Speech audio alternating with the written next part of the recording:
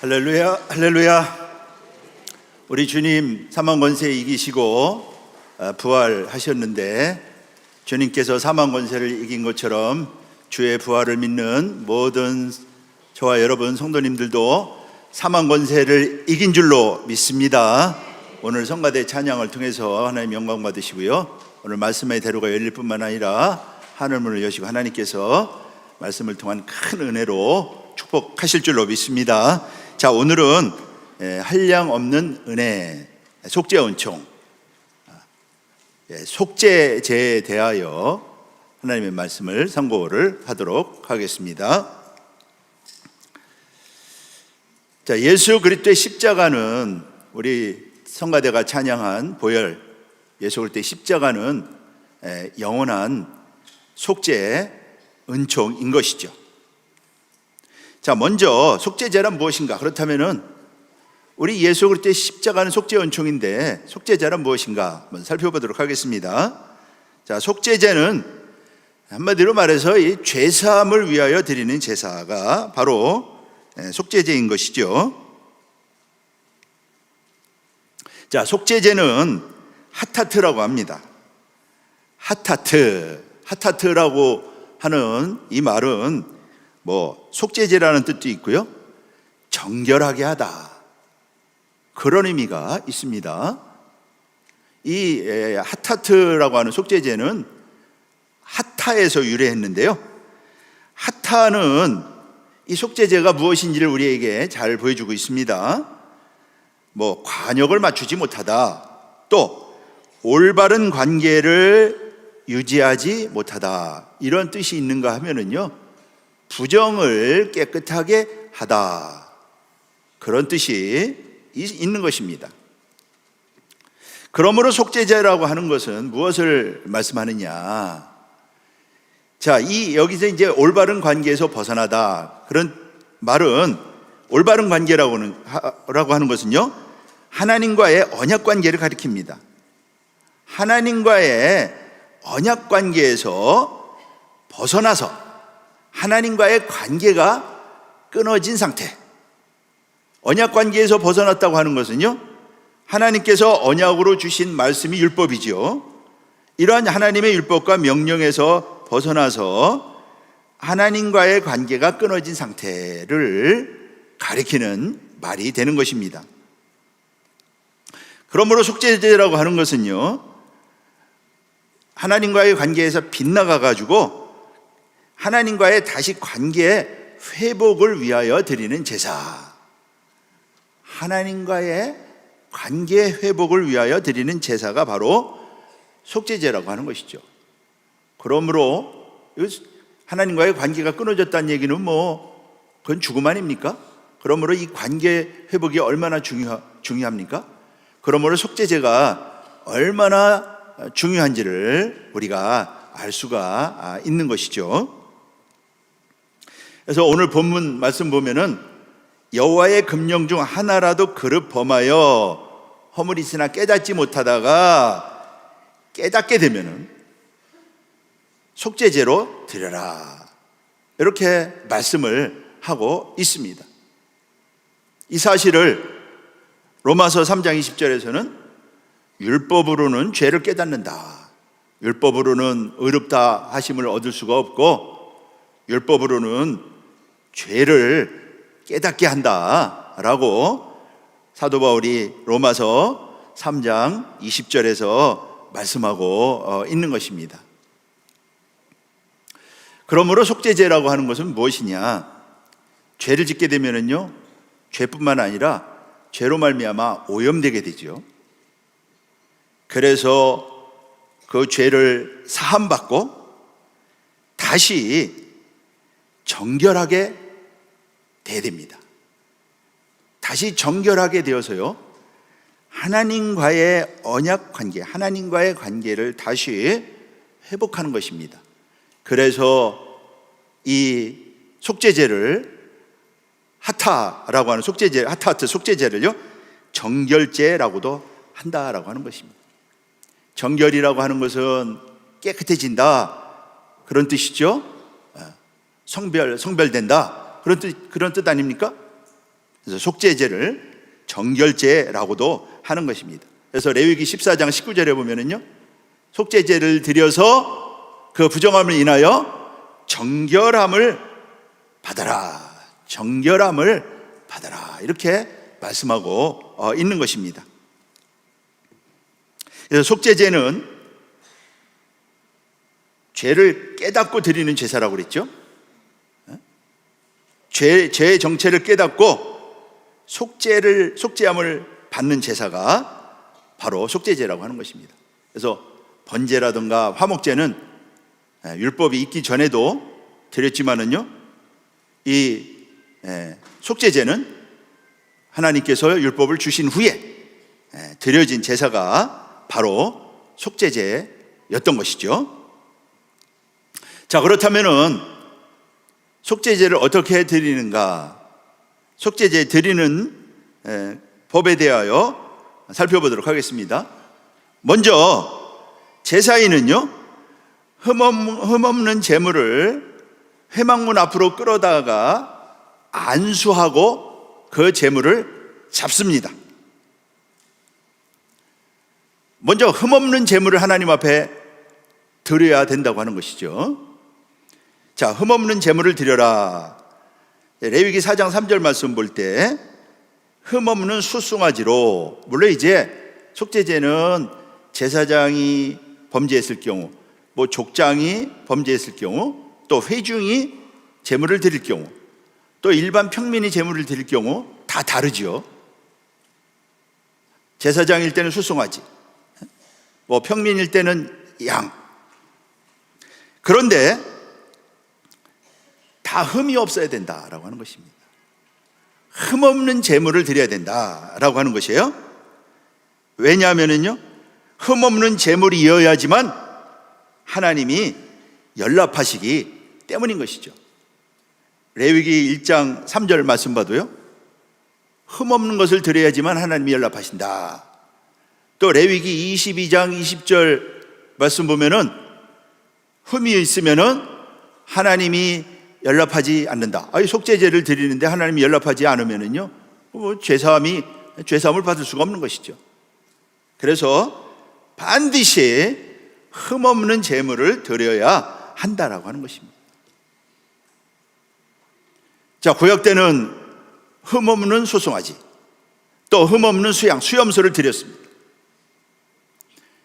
이 흠없는 제물은 예수 그리스도를 보여주고 있는 것이죠. 예수 그리스도를 예표하고 있는 것입니다. 예수 그리스도야말로 참 제물이고, 예수 그리스도만이 참으로 흠없는 속죄의 제물인 것입니다. 그러므로 죄사함은요, 예수 그리스도를 통하여서만이 얻을 수가 있는 것입니다. 고린도후서 5장 21절 말씀 봐도요, 죄를 알지 못한다, 죄가 없으시다. 히브리 기자는 흠없는 자기를 하나님께 드렸다. 아예 여기 흠없다라고 하는 말은요, 흠없는 제물이라는 뜻이죠. 구약 때는 수송아지를 드렸지만은 예수님은 우리의 흠없는 제물이다. 죄를 알지도 못하고 죄가 없으시고,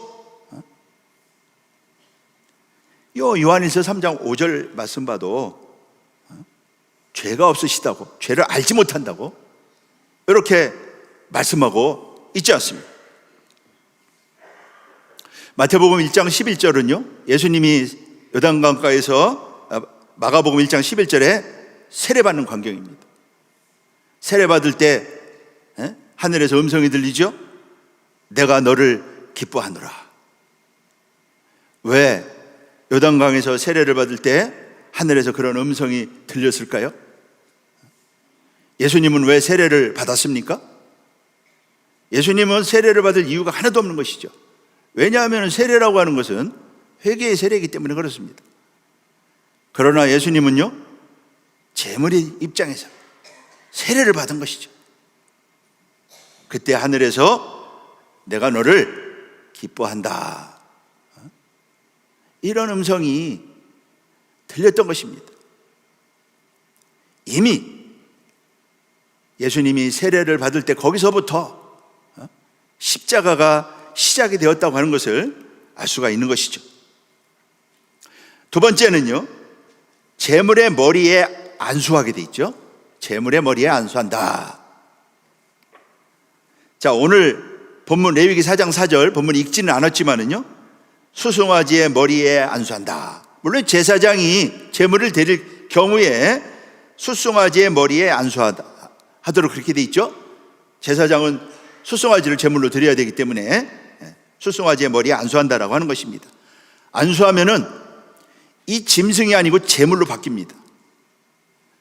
들어올 때는, 이 성막 안에 들어올 때는, 성전 안에 들어올 때는 짐승으로 들어왔는데요, 안수하는 순간 그 짐승은요 제물이 됩니다. 안수하면은요 어떻게 되느냐, 제사인이 지은 죄가 이 제물에게 전가가 됩니다. 이게 보이지 않죠. 죄는 죄인이 졌는데 그 죄가 제물에게 전가된다. 하나님이 말씀하는 것입니다. 이게 영적인 일이기 때문에 눈에 보이지 않지만은요, 죄가 이렇게 옮겨가는 거예요. 죄는 내가 지었는데 내가 지은 죄가 옮겨간다. 안수하는 순간. 그래서 죄가 옮겨가 가지고요, 그 안수하는 사람과 이 제물이 동일시가 되는 것입니다. 어떻게 동일시 됐다라고 하는 말은요, 죄인이 된 거예요. 똑같이 죄를 짊어진, 그래서 동일시 되었다, 그런 표현을 한 것입니다. 사람과 짐승이 어떻게 동일시 됩니까? 죄를 가져갔기 때문에. 그래서 동일시 되었다. 제사인과 제물이 동일시 되게 되는 것이죠. 그래서 이걸 다른 말로 표현하면은요, 연합하는 것입니다. 동일시 됐다라고 하는 말은 다른 말로 표현하면은 연합했다. 내 죄를 그 제물이 가져감으로 연합이 되어서 일체를 이루었다. 그러니까 그 제물은 내 자신이 되는 것이에요. 영적으로 볼 때. 그래서 일체를 이루게 된다라고 하는 것이에요. 예수님이 흠없는 참 제물이기 때문에 우리를 대신한 속죄의 제물이 되신 것이죠. 그래서 고린도후서 5장 21절 말씀은 우리를 대신하여 죄를 예수님에게 삼았다, 전가되었다, 그 말씀이죠. 내가 믿음으로 안수하는 순간, 믿음으로 안수하는 게 어떻게 하는 걸까요? 어떤 것이 믿음으로 안수하는 걸까요? 예수님이 나의 죄를 걸머졌다고 하는 그것을 믿는 순간 그 죄가 제물이 된, 참 제물이 된 예수님에게 그렇게 옮겨간다고 하는 것, 그것을 우리를 대신하여 죄를 삼으셨다. 사도 바울은 고린도후서 5장 21절에서 이렇게 말씀을 하셨던 것입니다. 로마서에서는요, 말씀이 육신이 되어 오신 이유가 무엇인지 아십니까? 여기 말씀하고 있죠. 육신의 모양으로 보내서 육신의 죄를 정했다. 여기 정했다라고 하는 말은요, 카타크리노라고 합니다. 헬라어로 카타크리노. 예수님은 죄 없으신 분이잖아요. 성령으로 잉태하셨고요, 죄와 상관이 없는 분이고 죄를 알지도 못하는 분입니다. 그런데 그분에게 죄를 정했다. 이 카타크리노는요, 유죄를 선고하다 그랬대요. 유죄를 선고하다, 정죄하다, 그런 뜻입니다. 이게 바로 동일시되는 순간이에요. 전가돼서 연합을 이루는 순간인 것입니다. 그래서 예수님은 죄인인 나와 일체를 이루는 것이에요. 왜? 예수님이 제물이 됐기 때문인 것이에요. 어떻게 예수님과 나와 일체가 될 수가 있습니까? 참으로 놀라운 사실이죠. 창조주가, 만왕의 왕이신 분이 우리의 죄를 걸머지시고 나와, 죄인인 나와 일체를 이루었다. 로마서 6장 3절 4절 말씀 보면은 그의 죽으심과 합하여, 이 동일시죠. 연합이죠. 그래서 죄인인 나와 일체를 이루게 되는 것이죠. 그래서 죄를 지고 그 재물이 죽을 때 바로 죄인도 같이, 나도 같이 장사된다.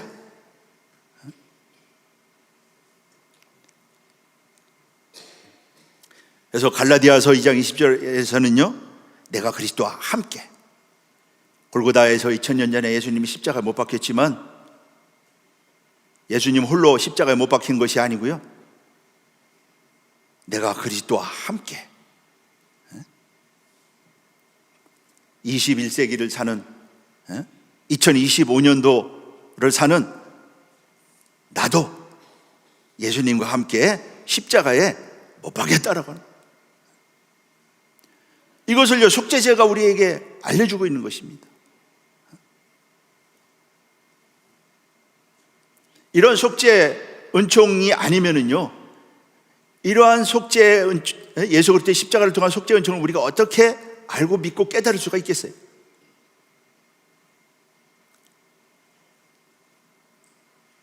그래서 예수님이 죽으실 때 나도 같이,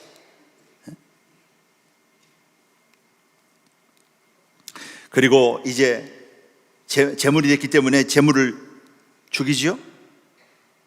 자, 레위기 4장 4절 말씀 보면은요, 여호와 앞에서 잡을 것이요 그랬습니다. 하나님 면전에서, 여호와 앞에서 잡을 것이요. 여호와 앞에서 잡는다고 하는 것은 성막에서는요, 여기 회막 앞에서 그런 뜻이죠. 회막에 하나님이 임재해 계시기 때문에 성막을 지은 다음에 하나님은 더 이상 신의 산에 계시지 않고요, 성막에 임재하셨습니다. 그래서 제물을 잡을 때는 바로 회막 앞에서 잡게 돼 있어요. 회막 앞에서 잡는 것은요, 하나님 앞에서, 하나님 면전에서, 하나님 보는 앞에서, 그런 뜻이죠. 그러니까 그 제물을 죽이는 것은요, 그 제사인이 하지만 사실은 하나님이 하는 것입니다. 하나님 앞에서 잡을 것이요 그랬어요. 여호와 앞에서는요, 리프네 아도나이, 리프네 여호와. 이스라엘 백성들은 여호와라고 하는 이름을 부를 수가 없어서 아도나이라고 부릅니다. 하나님의 이름을 부를 수가 없어서요, 아도나이라고 부릅니다. 그래서 리프네 아도나이, 주 앞에서, 여호와 하나님 면전에서, 그런 뜻입니다.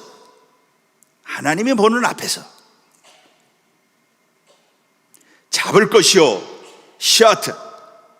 샤트라고 하는 말은 도살하다, 그냥 죽이다 그런 게 아니고요, 하여튼 뭐 도살하다, 그러니까 죄값을 치르는, 죽음을 가리키는 말이 바로 샤트라고 하는 것이죠. 십자가가 바로 샤트죠. 십자가가 바로 하나님 앞에서 이루어진 샤트였던 것입니다. 그러므로 하나님 앞에서 잡는 것은요, 하나님의 진노로 죄값을 치르고 있음을 보여주고 있는 것입니다. 하나님의 진노로 죄값을 치르고 있는 것을 보여주고, 바로 예수 그리스도의 십자가가 바로 하나님 앞에서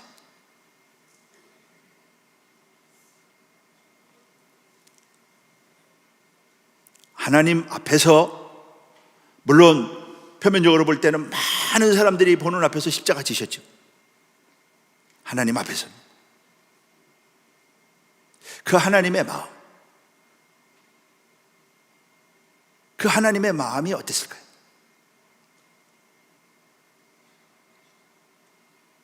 그 제물이 죽는 것을 보는 그 제사인의 마음, 그 제사인이 직접 죽이지요. 제사인이 직접 칼로다가 그 제물의 목을 찔러가지고 제사인이 직접 죽입니다.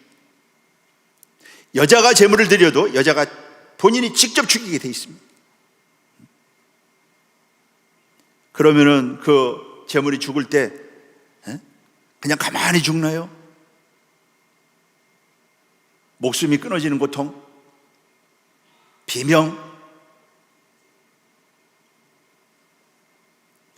이 제사인에게 생생하게 들렸을 것입니다. 붉게 흐르는 피.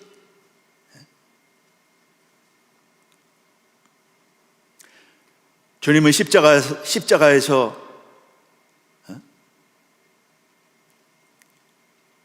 네 번째 말씀, 엘리 엘리 라마 사박다니. 주님의 십자가는요, 하나님 앞에서, 하나님 면전에서, 하나님 보는 앞에서 이루어진 속죄였던 것입니다.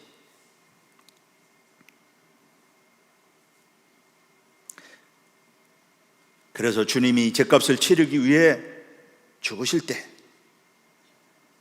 제사인인 우리들이 제사인이잖아요. 2000년 전으로 돌아가서 우리들이 제사인인 것입니다.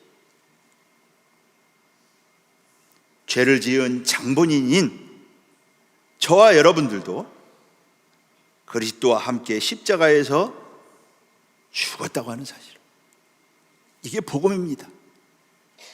이게 부활의 복음이에요. 부활은 사건으로 끝나는 것이 아닙니다.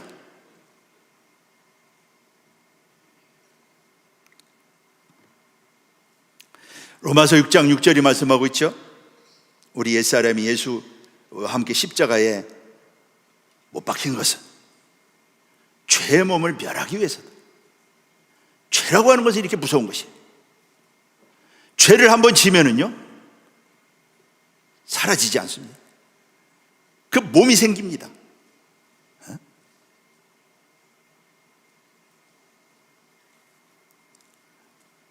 오직 십자가만이 그것을 멸할 수 있는 것이에요. 천하의 어떤 것도 이것을 없앨 수가 없습니다.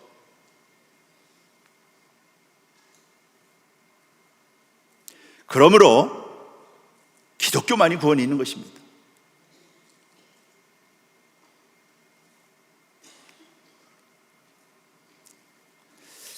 두 번째는요, 이제 피를 제사장이 처리하죠. 피를 제사장이요 3번에 걸쳐서 하나님 앞에 드립니다. 물론 제사장이 드릴 때 또 일반 평민이 드릴 때 다 다르지만 이렇게 합쳐서 보면은요 3번 하나님 앞에 드리게 돼 있다. 첫째는요, 그 피를 받아요. 피를 하나도 버리지 않고 다 받습니다. 피는 생명이기 때문에, 피가 죄를 속하기 때문에 그 피를요 다 받아요. 그리고 제사장이 그 피를 가지고 성소 안으로 들어갑니다. 그리고 휘장 앞에 피를 뿌립니다. 물론 이것은 제사장이 죄를 지었을 경우에 해당하는데요, 휘장 앞에 7번 피를 뿌립니다. 자, 레위기 오늘 4장 5절 6절에 보면은요, 제사장은 그 숫송아지의 피를 가지고 회막에 들어가서 그 피를 찍어서 여호와 앞에 7번 뿌릴 것이며, 여기 그림처럼 제사장이 이렇게 피를 뿌리게 돼 있죠. 여기 장은요, 성소의 장 앞에 바로 이렇게 들어서 휘장을 가리킵니다. 그러니까 휘장에다 뿌리는 거예요. 휘장 앞에다 뿌리는 것이. 그러니까 뭐 휘장은 뭐 피가 항상 피가 있겠죠. 여기 뿌린다라고 하는 것은 나자, 이것은 분출하다, 뿌리다, 그런 뜻입니다. 손가락으로 피를 이렇게 튕기듯이 해서요, 피를 뿌리는 것을 가리키는 것입니다. 7번 뿌리는 것은 완전한 속죄. 짐승의 피는 완전하지 못하죠? 7번 뿌립니다. 이것은 예수 그리스도의 피의 완전한 속죄, 완전한 제사, 뭘 가리키는 것이 바로 7번 뿌리는 것입니다. 이렇게 피를 뿌리는 이유는 뭐냐? 자, 속죄제는 정결제라고도 했죠. 깨끗하게 한다, 그런 뜻이 있다고 그랬죠. 이렇게 피를 뿌리는 것은요, 정결하게 하기 위함이다. 제사장이 죄를 지면은요, 성소가 더러져. 그래서 그 성소를 정결케 하는 것입니다. 레위기 16장 18절 19절, 레위기 16장은 이 대속제일에 드리는 그 대속제 제사를 가리키죠. 그 피를 7번 뿌려서 부정에서 단을 정결케 한다. 그러니까 피를 뿌리는 것은요, 정결하게 한다는 의미가 있는 것입니다. 정결하게 한다. 그 하나님이 계신 곳이 지성소 아닙니까? 그 휘장, 정결하게 한다. 이러한 피는 바로 예수님의 보혈, 7번 뿌리는 것은요, 예수님의 보혈. 보혈은 한 방울만 있어도 된다. 우리 원로목사님께서 말씀하셨잖아요. 한 방울만 있어도 어떤 죄든지 사함받는다. 보혈로 완전하고 영원한 속죄가 이루어질 것을 보여준다. 그래서 히브리서 10장 19절 20절 말씀 볼 때 예수의 피를 힘입어서 성소에 들어갈 그 성소를, 하나님 앞에 가는 성소를 가름하는 게 장 아닙니까? 예수님이 십자가에서 운명하시는 순간 그 휘장이 찢어졌잖아요. 하나님 앞에 가는 길이 열렸다고 말이죠.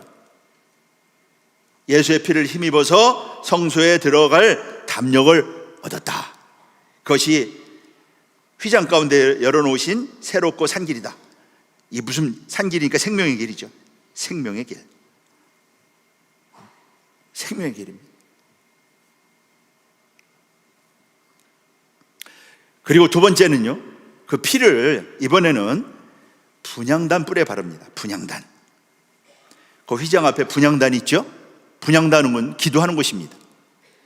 자, 레위기 4장 7절 말씀 보면은 그 피를 여호와 앞 향단 뿔에 바르고, 자, 여기 그림에 보면은요, 뿔에 바르는 모습이 나오는데, 이 뿔이 복수형에서 이 네 뿔에 전부 다 피를 바르게 돼 있어요. 이 뿔은 성경에서 권세를 가리키죠. 이것은요, 죄사함의 권세. 이 뿔은 죄사함의 권세. 이 피는요, 죄사함의 권세를 보여주고 있다.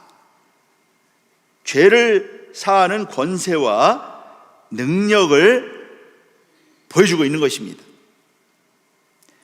그래서 누가복음 1장 69절에 보면은요, 구원의 뿔을 다윗의 집에 일으켰다.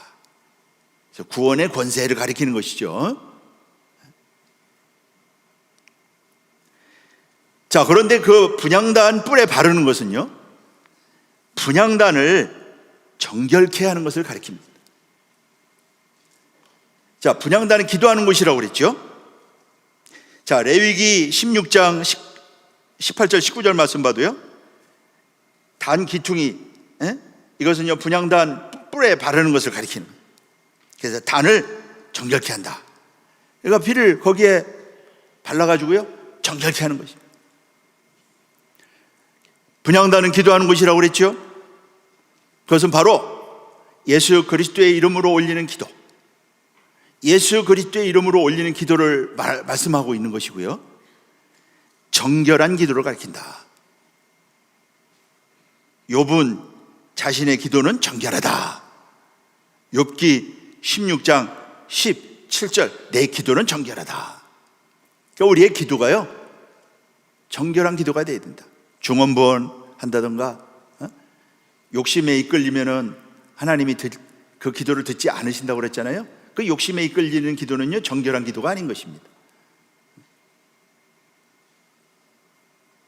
뜻을 위한 기도, 말씀을 의지하여 드리는 기도, 그러한 기도가 정결한 기도죠. 그래서 우리의 기도가 정결해야 된다.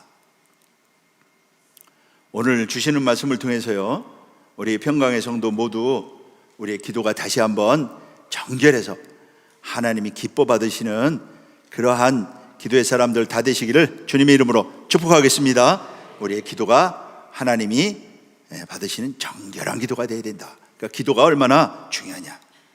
내가 기도 형식을 가지고 뭐 하나님 앞에 그게 다 기도가 아니에요. 기도는요, 정결해야 된다. 정결해야지만 하나님이 받으실 거 아니겠어요? 이렇게 피를 통해서 회막과 단을 위해서 속죄하는 것입니다. 레위기 16장 33절이 말씀하고 있죠. 마지막 세 번째는 피를 제사장이 번제단 뿔에 바릅니다. 물론 이 번제단 뿔에 바르는 것은 이제 일반 평민이 속죄할 경우에 번제단 뿔에 바릅니다. 이제 제사장이 속죄제를 드릴 때는 이제 나머지 피는 번제단 밑에 다 쏟아요. 그 피는 생명이기 때문에 번제단 밑에다 남김없이 다 쏟습니다. 그러나 일반 백성이 속죄제를 드릴 경우에는요, 그 분향단 뿔에 피를 바르지 않기 때문에 번제단 뿔에 피를 바르게 돼 있다. 레위기 4장 30절 말씀하는 것을 볼 수가 있습니다. 이렇게 피를 바르는 것은요, 정결하게 하는 것이다. 번제단이 정결케 되면 어떻게 됩니까? 번제단은 하나님 앞에 제물을 드리는 곳이죠. 정결하게 될 때 하나님이 그 제사를요, 흠양하시는 것입니다. 제단이 정결해야 된다. 우리의 기도의 제단, 또 하나님 앞에 예배 드리는 제단, 정결해야 된다. 그럼 어떻게 정결하게 되느냐? 예수 그리스도의 십자가로, 예수 그리스도의 십자가 피로 써만이 정결하게 되는 것입니다. 그래서 하나님이 받으신다라고 말씀하고 있는 것입니다. 이렇게 정결하게 될 때 하나님과의 관계가 회복이 되고 하나님이 거하시게 되는 것이죠. 그래서 오직 예수님의 피만이 우리를 정결하게 하는 것입니다. 스가랴 13장 1절 말씀 볼 때 죄와 더러움을 씻는 셈이 열린다.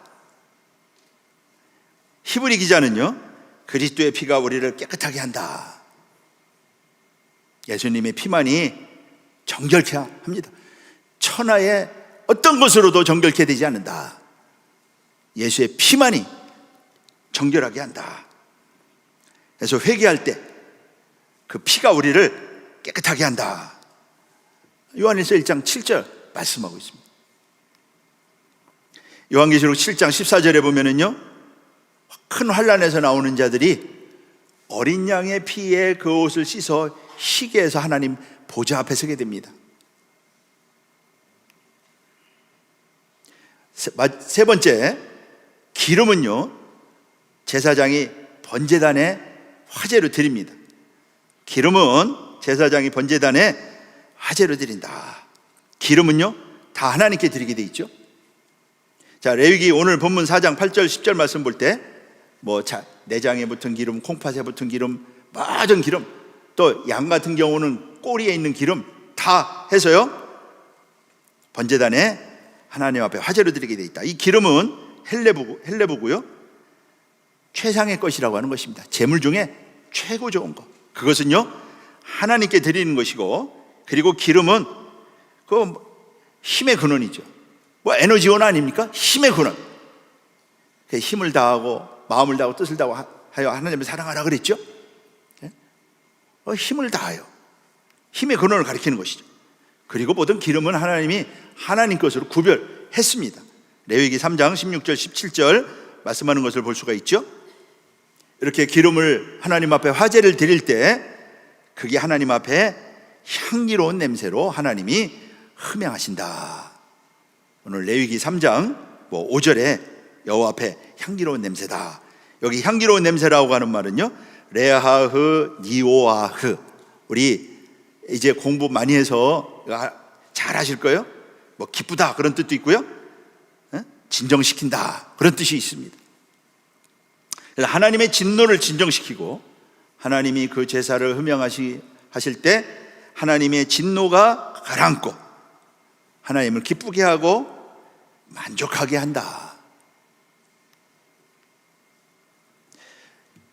그래서 하나님은 죄에 대한 진노를 거두시고요, 죄사함을 선포하신다고 오늘 레위기 3장 5절 속죄한즉 사함을 얻는다 말씀하고 있습니다. 여기 속죄는요 카파르라고 그러죠. 카파르라고 하는 것은 덮다, 또 화해한다 그런 뜻이 있고요. 그래서 속죄제의 기름을 드릴 때 하나님께서 흠양하시고 우리의 죄를 가려주고 덮어주고 하나님과의 관계가 회복이 된다라고 하는 것입니다. 그리고 그러한 카파르 속죄의 결과는 죄를 사함, 죄사함이라고 하는 것입니다. 그 죄사함을 살라흐라고 하죠. 그래서 하나님께서 우리의 죄를 관용하시고 용서하시고요, 이 살라흐라고 하는 죄사함은요 오직 하나님께만 사용하는 말입니다. 하나님께만 사용하는, 예수님이 오셔서 죄사함의 권세가 있다 선포하시죠. 예수 그리스도의 십자가의 영원한 제사를 하나님은 흠양하시고 그 죄를요 다시는 기억지 않으신다. 히브리서 8장 12절 또 10장 17절 18절 다시는 기억지 않는다 말씀하고 있죠. 마지막 네 번째로는요, 이제 남은 부분은 짐 밖에 재 버리는 곳에서 다 태우게 돼 있습니다. 자, 레위기 4장 오늘 본문 11절 12절 말씀 볼 때 송아지 전체를 짐 밖 재버리는 곳에 정결한 곳으로 가져다가 불로 나무 위에 살라라, 다 태우게 돼 있죠. 자, 여기 사른다라고 하는 말은 샤라프, 이것은 화제로 드리는 것과 달리 하나님께 드리기 위한 것이 아니고 소각을 위한 불사름이라고 하는 것입니다. 소각을 위한 불사름. 그래서 속죄제를 드릴 때 짐 밖에서 불살랐어요. 예수님 이 땅에 오셔가지고 영문 밖으로 가셨습니다. 영문 밖에서 십자가 지셨습니다. 죄의 소각을 위해서입니다. 이러한 소각은요 영문 밖에서 예수님이 당할 고난을 보여주고 있는 것입니다. 레위기 13장 11절 12절이 말씀하고 있죠. 왜 영문 밖으로 가셨습니까? 죄사함을 선포하기 위해서, 정결케 하기 위해서, 자기 백성을 거룩해 하기 위해서.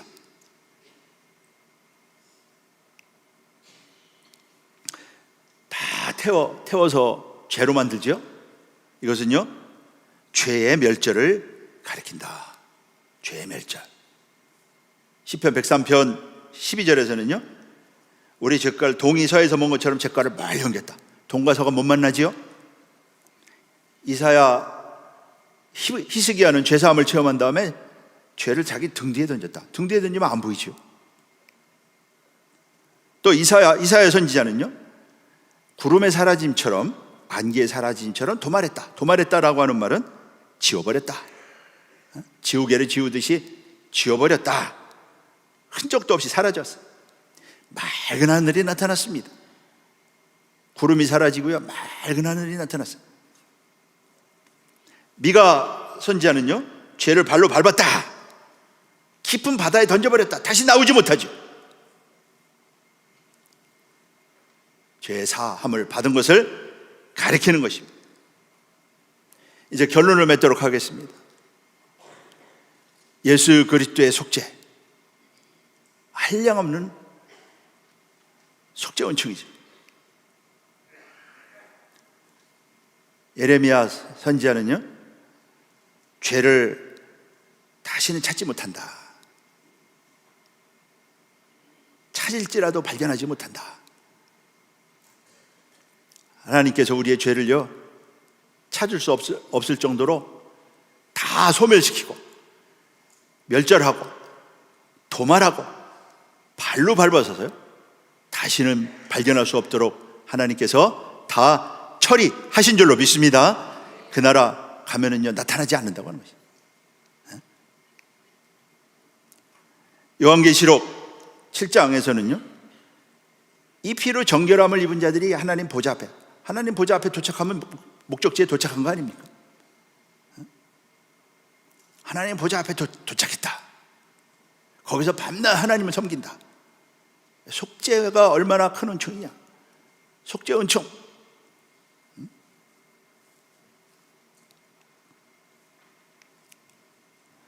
마지막으로 이런 속죄 은총을 통하여 생명나무 앞에 나간다. 그리고 성에 들어가게 된다. 얼마나 놀라운 은총입니까? 우리는 이러한 은총을 입었다라고 하는 것, 다시 한번 속죄의 은혜를 깨닫고 감사하며 영광 돌릴 때 하나님 영광 받을 줄로 믿고요, 우리 모두 이런 속죄의 은총을 입어서 모든 죄를 이기고 죄 문제를 다 해결하고 그 나라에 입성하는 복된 자격자들, 또 의의 열매를 풍성하게 맺히는 복된 우리 평강의 성도들 모두 되시기를 주님의 이름으로 축복하겠습니다. 기도하겠습니다. 아버지 하나님, 감사합니다. 오늘도 생명보다 귀한 말씀을 통하여 한량없는 은혜, 속죄 은총을 입혀 주셨습니다.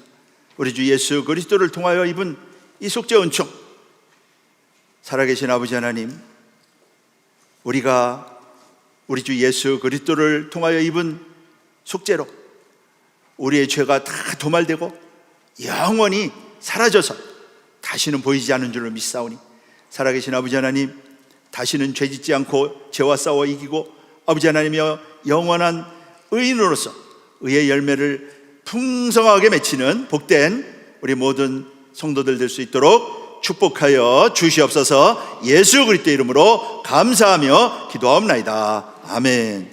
감사 영광 드리겠습니다.